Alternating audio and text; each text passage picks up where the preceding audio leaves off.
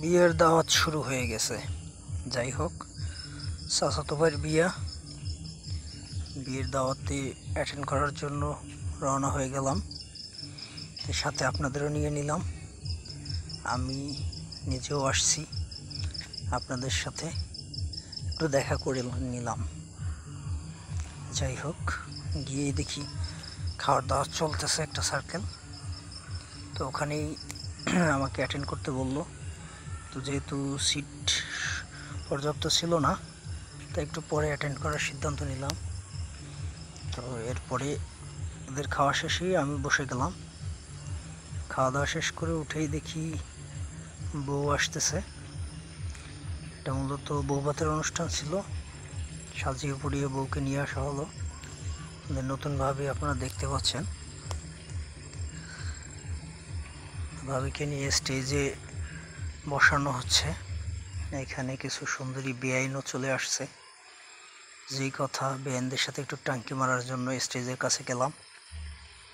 দেখতেছিলাম আশপাশে আরও সুন্দরী কারা কারা আছে। এই ভালোই খাওয়া দাওয়া শেষ করে সবাই স্টেজের আশপাশে ঘুরতেছে। আমিও তাদের সাথে একটু ছবি তুলতেছি।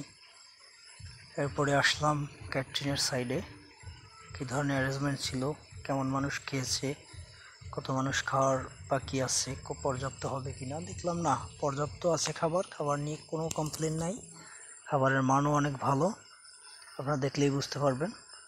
অনেক ধরনের আইটেম আছে, গরু, খাসি, সালাদ, চিংড়ি মাছ, মুরগির রোস্ট, পোলাও, সাদা ভাত, মোটামুটি দই, এরপরে আছে মিষ্টি, 7 আপ, সাদা পানি। এ আমাদের সেই সুনামধন্য মিঠু ভাই এবং আমাদের নানা হাবিব ব্যাপারী। এরপরে চলে গেলাম খাবারের অ্যারেঞ্জমেন্ট শেষ করে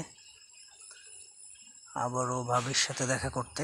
ভাবির সাথে দেখা করলাম। সে আমার মোবাইলের দিকে তাকালো, আমি ভিডিও নিচ্ছিলাম। ওখান থেকে দেখলাম যে আমাদের এলাকার লোকজন খাবার খাচ্ছে, তাদের কিছু ভিডিও নিলাম।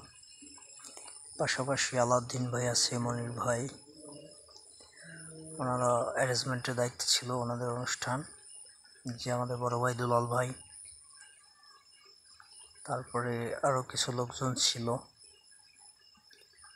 কাকারা খাচ্ছে, আত্মীয় স্বজন সবাই নিজেরা। এই তো। আর সুন্দরী বেনদের খুঁজতেছিলাম, এর বাদবারি দেখা পড়ে গেল কয়েকজনের সাথে। তাদের সামনাসামনি হলাম, কথা বললাম। ওই যে এখানে আমাদের পরিবারের লোকজনও খাচ্ছিল। এটা আমার চাচাতো ভাই জুবাইর, চাচাতো বোন করবি।